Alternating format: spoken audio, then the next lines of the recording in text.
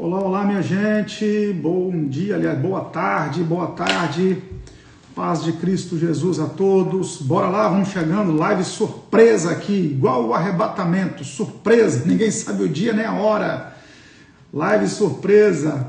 Gente, eu anunciei aí agora há pouco que hoje à noite, às 22h45, tem live sobre as parábolas de Jesus, ok? Hoje, 10h45 da noite, eu vou falar sobre o poder do arrependimento, a parábola do filho pródigo. Mas aí eu estava aqui e resolvi entrar nessa live agora para poder dar umas dicas importantíssimas para vocês aqui, tá? Vou dar dicas importantíssimas aqui sobre hermenêutica, sobre interpretação bíblica.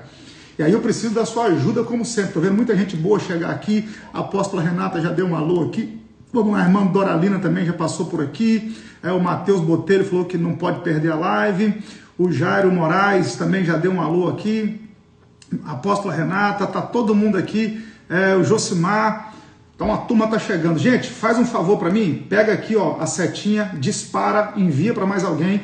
Porque eu vou dar aqui duas dicas preciosíssimas. Vou entregar 2 ouros aqui para quem quer fazer uma boa interpretação bíblica. Minha esposa entrou aqui agora também, colocou o número da assessoria aqui. Obrigado, meu amor. Deus te abençoe. Deixa eu fixar o comentário dela aqui. Maravilha. Vamos lá. Então você que está chegando, meu amigo Fred, pastor Fred, Deus abençoe. Vou dar 2 dicas aqui cruciais para você fazer uma boa interpretação de texto. Te recomendo papel e caneta. Pega a sua caneta, pega o seu papel, porque são dicas preciosíssimas, tá? O Sávio acabou de entrar aqui, forte abraço, Sávio. Então, gente, ó, hoje, 10h45 da noite, tem live, eu vou falar sobre o poder do arrependimento, continuando a série, né, das parábolas, decifrando as parábolas de Jesus, e agora eu vou falar sobre a parábola do filho pródigo, ok? Hoje, Lucas 15, dando seguimento, falei sobre a ovelha perdida, falei sobre a dracma perdida e hoje vou falar sobre o filho pródigo. Pega o cartaz que está no meu feed aí, depois dispara também, avisa para mais alguém, tá bom? E então lembrando, já vai no meu story depois, ativa lá o lembrete, que aí quando for o horário da live você vai receber aí uma notificação para você não perder, tá bom? Então vamos lá. E essa live agora, você pega ela aqui, ó, dispara para mais alguém, tá bom? Uma live surpresa, não avisei para ninguém que eu ia entrar aqui, tô entrando de surpresa. E vou dizer por quê. Porque nós começamos agora uma nova turma da Academia Querix, né, o grupo 11, onde nós vamos falar sobre homilética, vamos falar sobre como preparar sermão. Serão 7 aulas dentro dessa temática. E aí, eu estava esperando alguns irmãos entrarem, muita gente pede um prazo, pastor, me dá um tempinho aí que eu vou fazer a inscrição. Então, para não ficar repetindo o conteúdo, estava esperando todo mundo entrar, fazer a inscrição, para começar a entregar o conteúdo. E aí eu comecei semana passada lá, e eu abri uma enquete no grupo, perguntando qual era a maior dificuldade que eles tinham para preparar um sermão. E aí os alunos que estão lá, a maioria deles respondeu o seguinte: interpretação de texto. A maior dificuldade para preparar um sermão é interpretação de texto. E eu acredito que realmente seja a maior dificuldade no âmbito geral. Então, para você que está nessa live aqui, que é pregador, que é estudioso da palavra, que gosta de fazer uma boa interpretação, eu vou te dar 2 dicas aqui que são preciosíssimas. Inclusive, são 2 dicas que estão no meu livro novo. Tá? O livro chegou, gente, ó, Pregando com Excelência e Dependência. Já está disponível para entregar em todo o Brasil. E aqui nesse livro eu falo do que eu vou falar aqui agora, tá? Essas dicas eu menciono elas aqui. Um livro com a linguagem simples, acessível, sem muito termo técnico, teologicamente falando. E o que é precioso aqui, na verdade, no final do livro aqui, ó, recursos adicionais para o pregador. Eu incluí aqui 10 esboços de mensagens. 10 esboços de mensagens positiva. Então, para você que é pregador, você vai ter aqui 10 esboços de mensagem expositiva para você poder pregar à vontade. E além disso, as dicas aqui são 7 passos, né? Eu separei 7 passos importantes para você preparar um sermão e estão aqui nesse livro, Pregando com Excelência e Dependência. Já já eu falo melhor sobre ele, tá bom? Então vamos lá, deixa eu dar para vocês aqui 2 dicas importantíssimas para você poder preparar um bom sermão, para você fazer uma boa interpretação de texto. Deixa eu aproveitar que vocês estão aqui. Me diz aqui nos comentários qual é a sua maior dificuldade na hora de preparar um sermão. Você que prepara sermões, você que é pregador, escreve para mim aqui nos comentários qual é a sua maior dificuldade.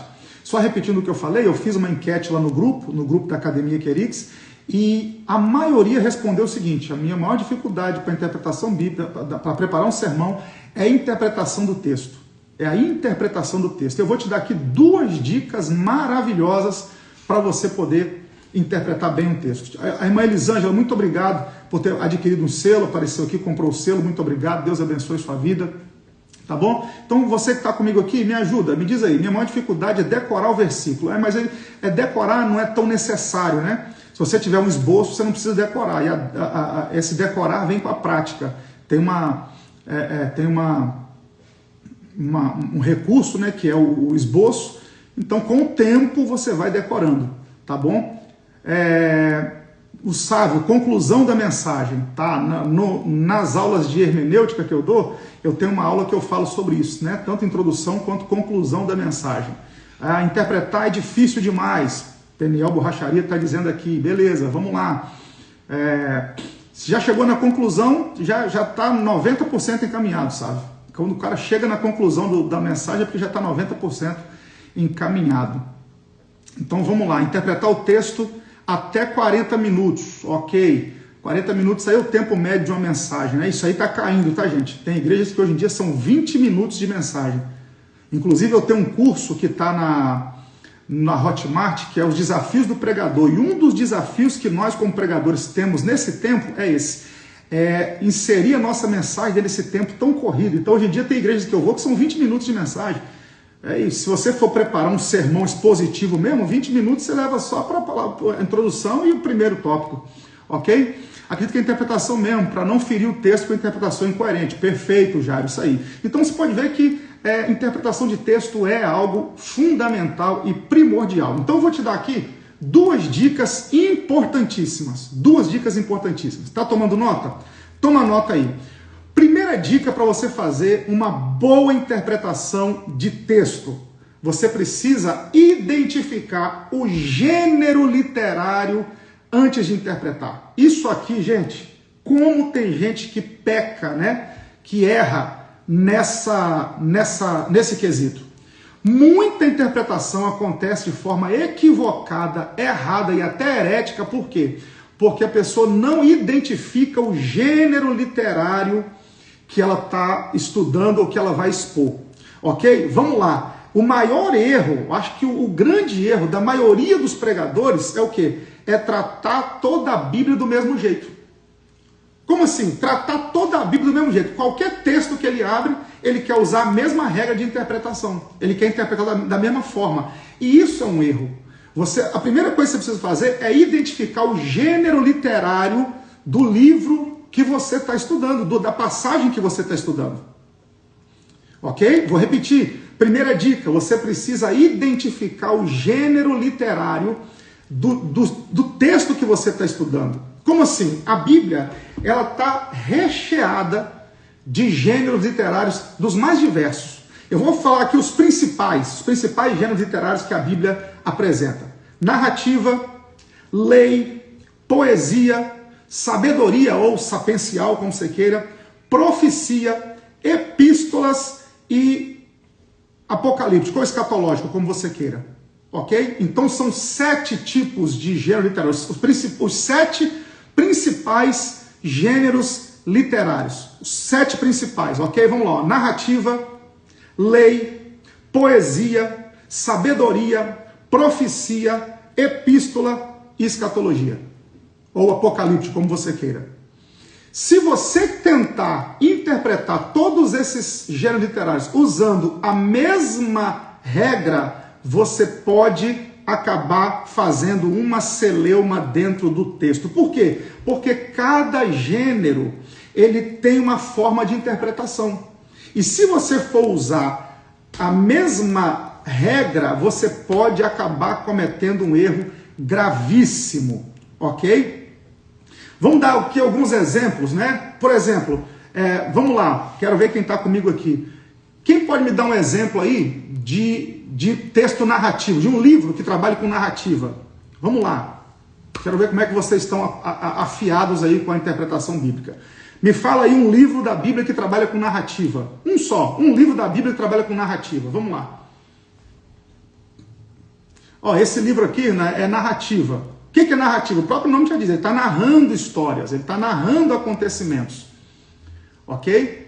Gênesis, perfeito, sabe? Gênesis é uma narrativa, vai narrar a história de Noé, de Abraão, de Isaac, de Jacó, de José. E outra coisa importante, ó, o Sávio tocou aqui no assunto, Gênesis.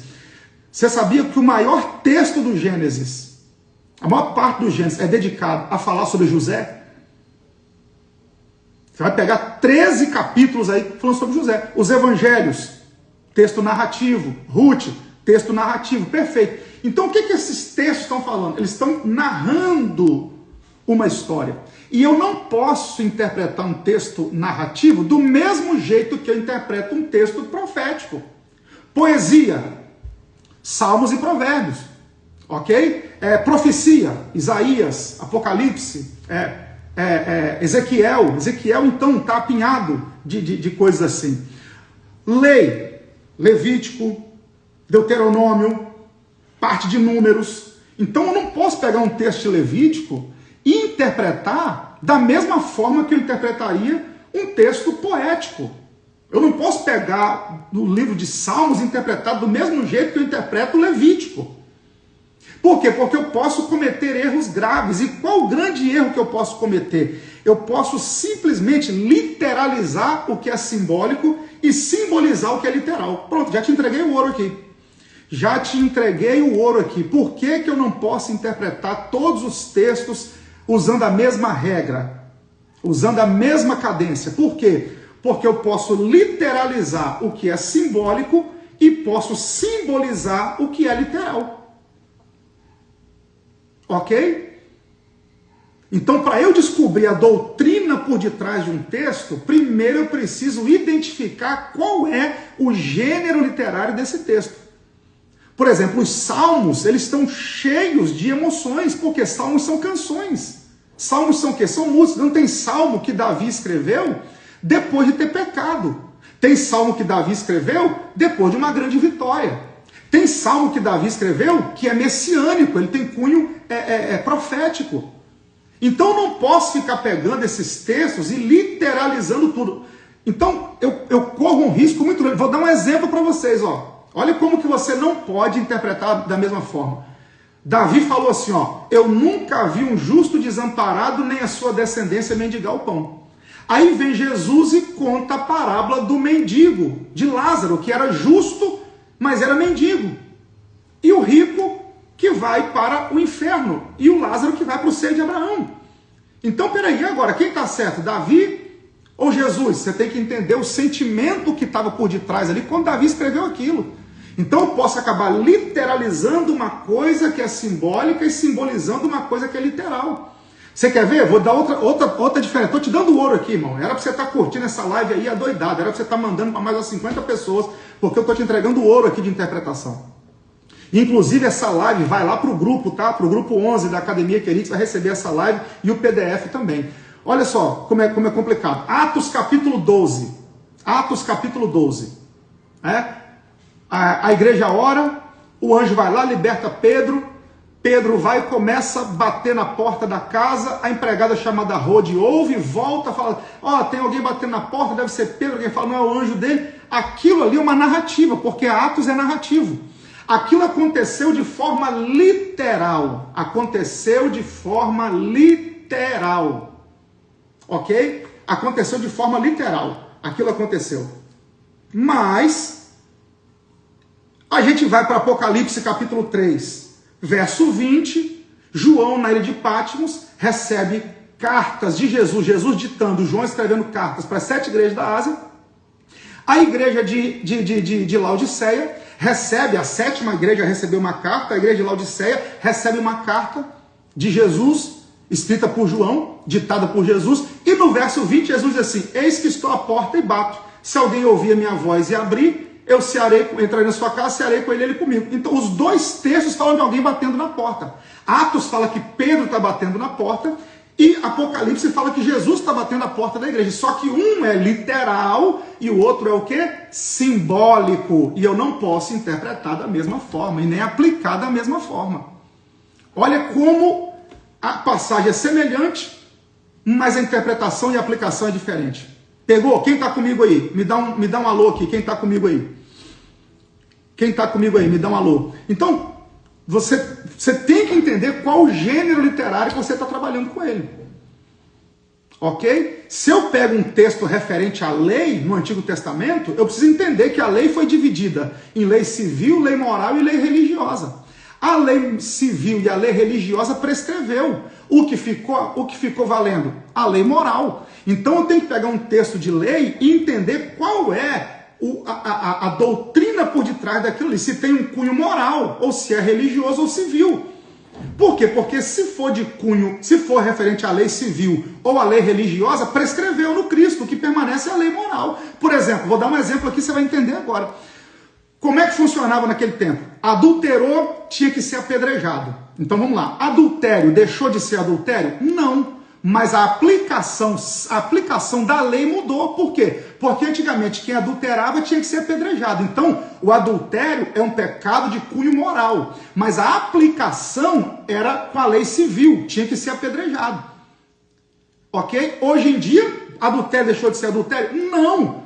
Não se mata mais. Por quê? Porque tem a graça. Tem a segunda chance. Aí que está o poder da graça. Por isso que Paulo falou que a letra mata, mas o Espírito vivifica. Quando Paulo está falando da letra, está falando da letra da lei. Por quê? Porque a lei expunha o pecado do homem. A graça perdoa o pecado do homem desde que haja arrependimento e confissão.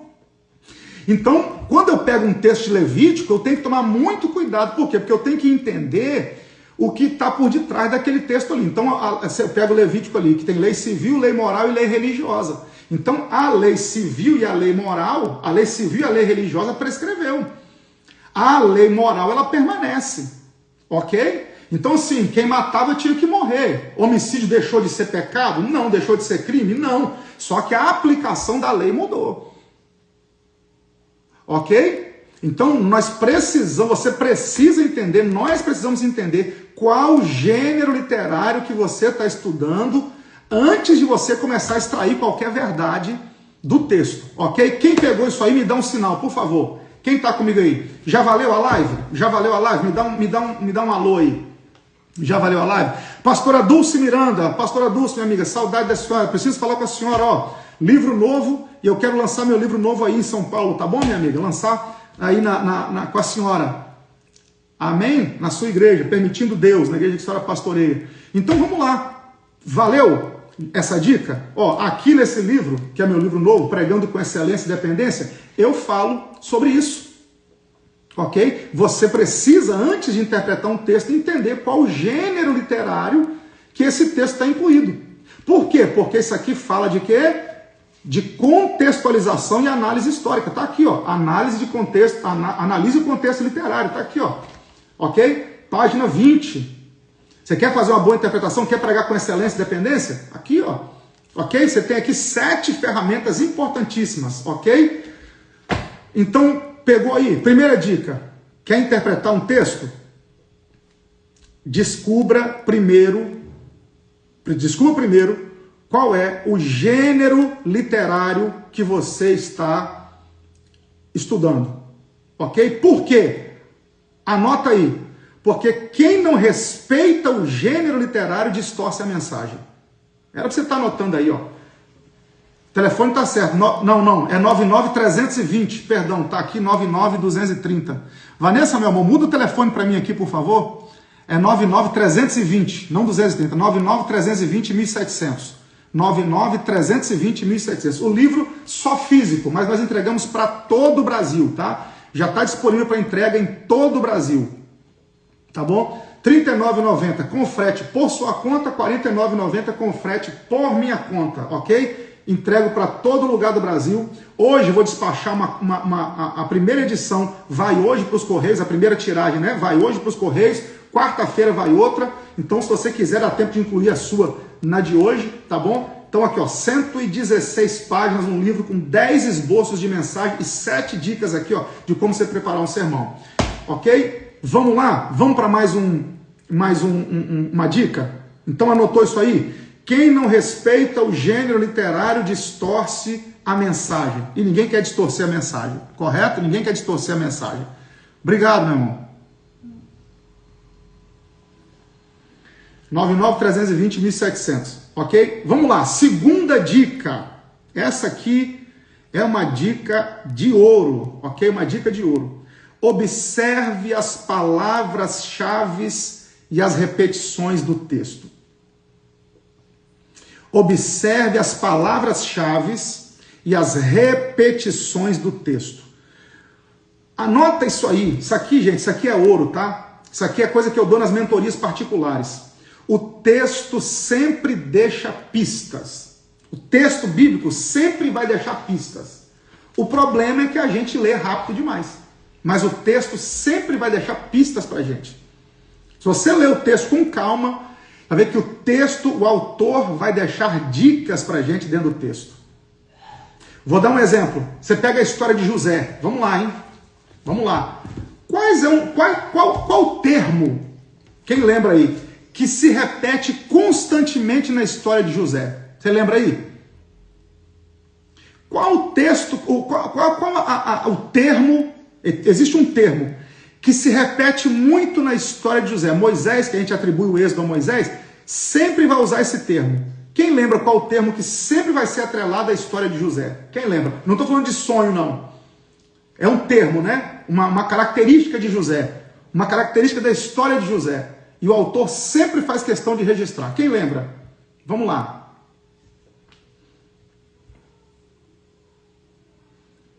Aí eu vou te explicar o porquê isso acontece. Se alguém lembrar, coloca aí. Lembrando, ó, o texto sempre deixa pista. Anota isso aí. O texto sempre deixa pista.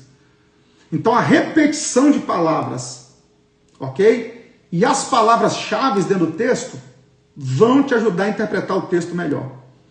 Ninguém lembra de qual termo que se repete muito na história de José? Vou te dizer. E o Senhor era com José. José foi vendido, mas o Senhor era com José. José foi caluniado, mas o Senhor era com José. José foi para a prisão, mas o Senhor era com José. José foi chamado para interpretações de falar, mas o Senhor era com José. Então Moisés repete esse termo várias vezes. O Senhor era com José. Por quê? Por que Moisés repete tanto isso? Porque Moisés está escrevendo o Gênesis depois do Êxodo. O povo já está no deserto e Moisés está escrevendo o Gênesis. E qual é a função do livro do Gênesis? É mostrar para o povo como eles foram parar no Egito.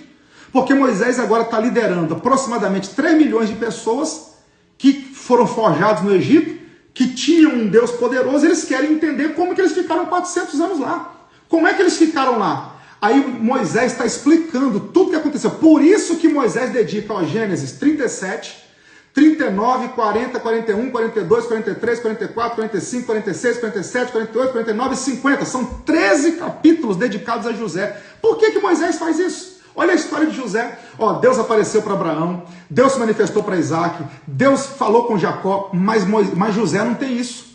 Você vai ver que Deus dá sonhos enigmáticos para José, mas José não tem nenhuma revelação do próprio Deus se manifestando para ele, como foi com Jacó, lutando com o anjo. Não tem, José não tem isso.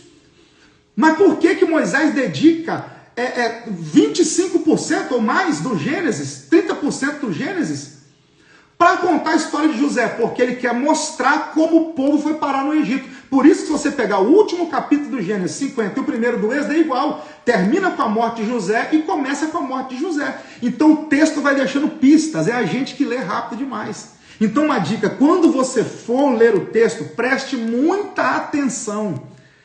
Como o autor repete algumas expressões. Como o autor repete algumas expressões. Palavra-chave, como é que eu encontro palavra-chave? A palavra-chave ela sempre vai se destacar dentro do texto. A palavra-chave ela sempre vai se destacar dentro do texto, ok?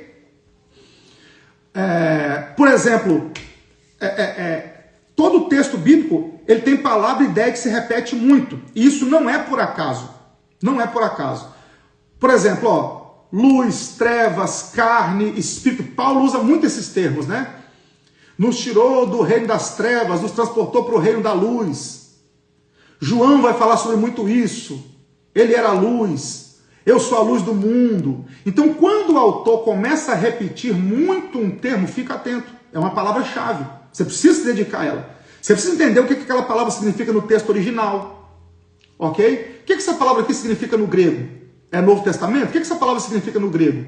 É Antigo Testamento? O que essa palavra significa no hebraico? Por que ela está se repetindo tanto? Então, quando o autor repete muito uma palavra, você tem que se atentar para ela. Ok? Outra coisa, irmão, isso aqui eu vou te dar outro ouro aqui, que, pelo amor de Deus, vou te dar outro ouro aqui. Fique atento aos conectivos. Anota isso aí. Fique atento aos conectivos. O que são os conectivos? Porque, portanto, mas, porém. Você está lendo um texto aí de um capítulo para o outro, ok? Porém, portanto, você está lendo Hebreus 11, está falando da galeria dos heróis da fé. Hebreus 12 começa, portanto, nós que estamos rodeados de tão grande número de testemunhas. Opa, esse portanto é um conectivo.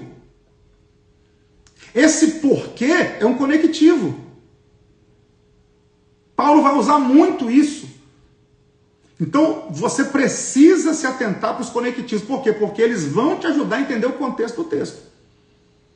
Ok? Então, essas pistas, o que essas pistas revelam?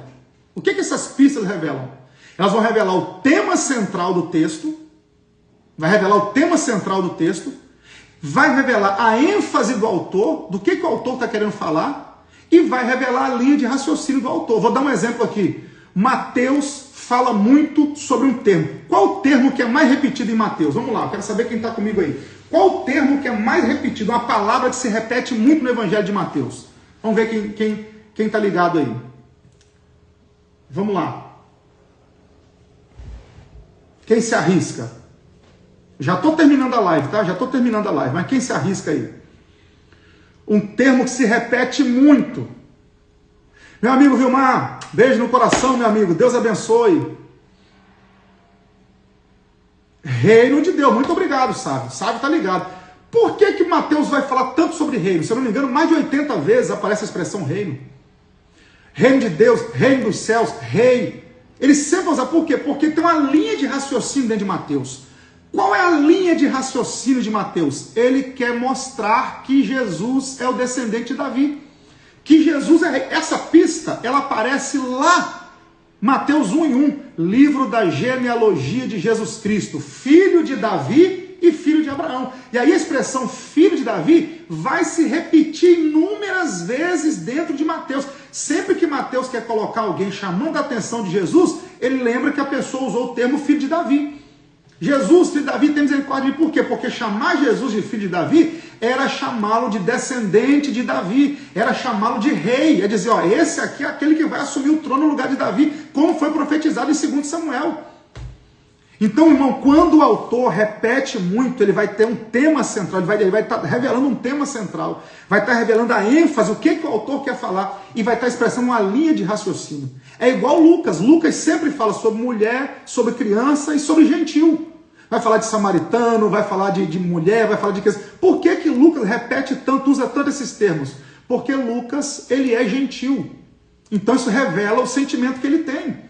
Como ele é um gentil que foi alcançado pela graça, ele quer provar no seu evangelho como outros que eram párias da sociedade, outros que eram desprezados pela sociedade, também foram alcançados. Mulheres não tinham voz na sociedade, e Lucas é o que mais fala sobre mulheres. Em Lucas 8, Lucas apresenta o fato das mulheres sustentarem o ministério de Jesus. Não é por acaso. Lucas fala de criança. Não é por acaso. Por quê? Porque mulher, criança e gentil não tinha voz dentro do judaísmo. E aí o que Lucas vem? Ele vem mostrar que Jesus está acima disso. Então observe essas nuances no texto, essas repetições do texto, ok? Então quem não observa isso, prega o que acha importante e não o que o texto enfatiza. Você quer ver? Vou dar um exemplo básico para vocês aqui. Você está lendo João 11:25. João 11, Jesus ressuscitando Lázaro. Quando chega no verso 25, Maria está dialogando com Jesus. Se o senhor estivesse aqui, meu irmão não teria morrido. Jesus fala assim, ó, fica tranquila, eu sou a ressurreição e a vida.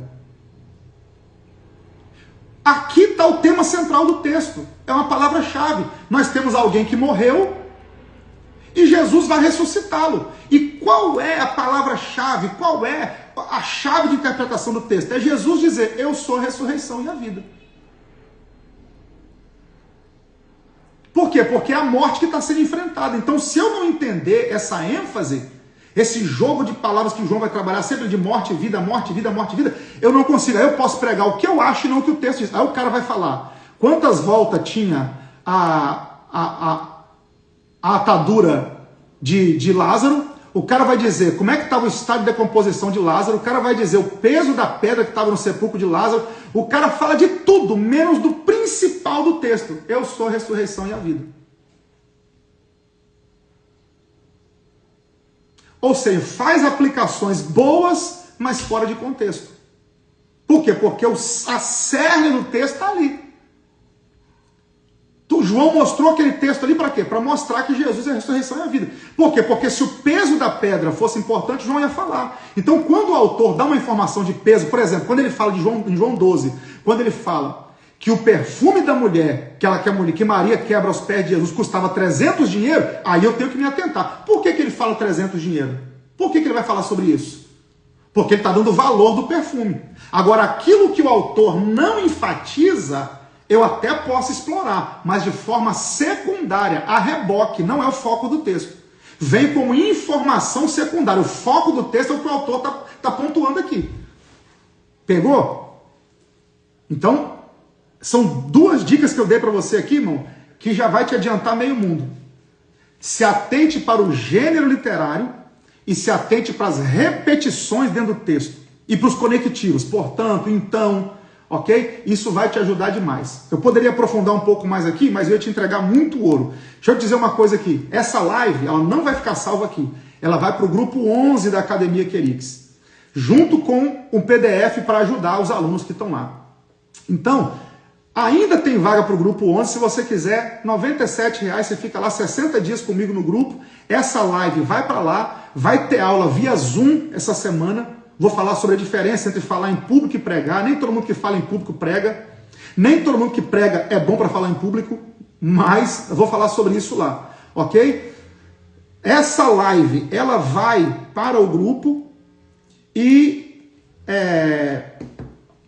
se você quiser também, tá aqui, ó. Meu mais novo livro. Pregando com Excelência e Dependência.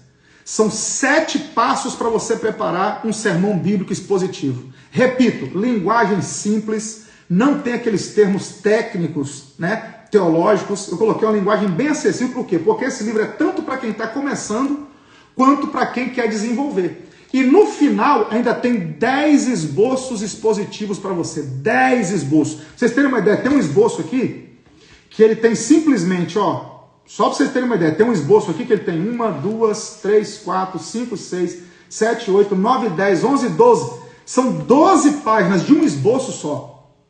Expositivo, versículo por versículo. Então, se você quiser, o telefone da assessoria está aqui, ó, 21 99 320 1700. 21 99 320 1700. Valor do livro, R$ 39,90. Sem o frete, R$ 49,90 com o frete. Então, você vai receber em qualquer lugar do Brasil. É só chamar no número fixado aqui, ó, 21 99 320 1700. Se essas dicas que eu dei aqui te ajudaram, você vai ver como são poderosas as dicas que estão nesse livro aqui. Pregando com Excelência e Dependência. Ok? 7 passos para se preparar um sermão bíblico expositivo. Repito, linguagem simples, linguagem acessível. Ok? E no final, 10 esboços de mensagem para te ajudar, para você começar. Tá sem mensagem? Tem 10 esboços de mensagem aqui. 10 esboços de mensagem para você poder pregar e dar seguimento aí ao seu ministério. Então tá aqui, ó. Se você quiser, ok? É só você chamar 21 DDD 99 320 1700. R$ 39,90 sem o frete. R$ 49,90 com frete para qualquer lugar do Brasil, tá bom? Tô esperando você aqui, ó.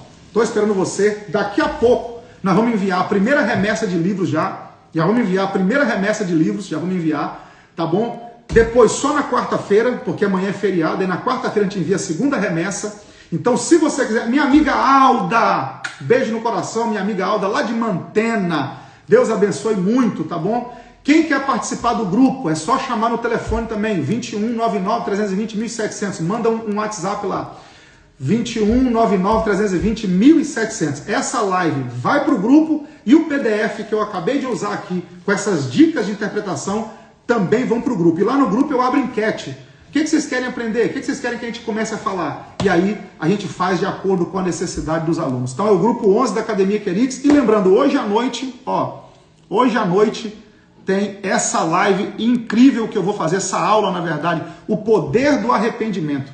Vou falar sobre a parábola do filho pródigo. Vai no meu story aqui, clica lá para você sinalizar o reloginho, que quando chegar a hora da live você vai ser notificado, tá bom?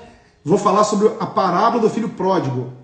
Se eu não me engano, é a última aula das parábolas que eu vou ministrar hoje, 10h45 da noite, aqui no meu perfil. Já avisa para mais alguém. Tá aqui no meu feed o cartaz, já envia para mais alguém, tá bom? Então hoje, 10h45 da noite, eu vou falar exatamente sobre isso aqui, ó, o poder do arrependimento. Tá? O poder do arrependimento. Vou falar sobre os 3 erros do filho pródigo e as 5 consequências do arrependimento. Gente, simplesmente fantástico. Os 3 erros do filho pródigo. Quer saber quais foram os 3 erros do filho pródigo? Quer saber as 5 consequências do arrependimento? É só você me acompanhar hoje, 10h45 aqui no meu perfil, tá bom? E para você que quer, vamos lá, tá aqui, tá bom? O meu livro, mais uma vez aqui, só para enfatizar, para você não perder o timing, para você não perder o tempo. Tá aqui, Peraí que vai abrir. Pregando com excelência e dependência. 7 passos para um sermão bíblico expositivo. Aqui, pregando com excelência e dependência. Tá aqui, 7 passos para um sermão bíblico expositivo e 10 esboços de mensagem, tá bom? Se você adquirir o seu livro agora, a gente despacha hoje ainda, tá bom? Porque daqui a pouco vai ser despachada a primeira remessa de livros, a outra só na quarta-feira. Então, se você adquirir o seu livro agora, você já vai ter o seu livro incluso nessa remessa que vai ser enviada, tá bom? Então, lembrando que tem 2 feriados essa semana, amanhã é feriado, na quinta-feira também é feriado aqui no Rio de Janeiro. Então, vamos lá, pregando com excelência e dependência, tá bom? Gente, Deus abençoe a vida de vocês. Obrigado, apóstola Renata. Apóstola Renata dizendo aqui, bora fazer parte da Academia Querix. O valor não paga o que recebemos, tá vendo? A apóstola Renata está comigo há muito tempo já nos grupos. Uma amiga muito querida, ela, o apóstolo Beto, maravilhosos lá de Cajamar, amigos queridos. Então você que quer participar do grupo, você que quer o livro, tá aqui, 21 99 320 1700. DDD 21 99 320 1700. 10h45 da noite, eu aguardo vocês aqui no meu Instagram para mais uma aula sobre o poder do arrependimento. Deus abençoe, gente, e até mais.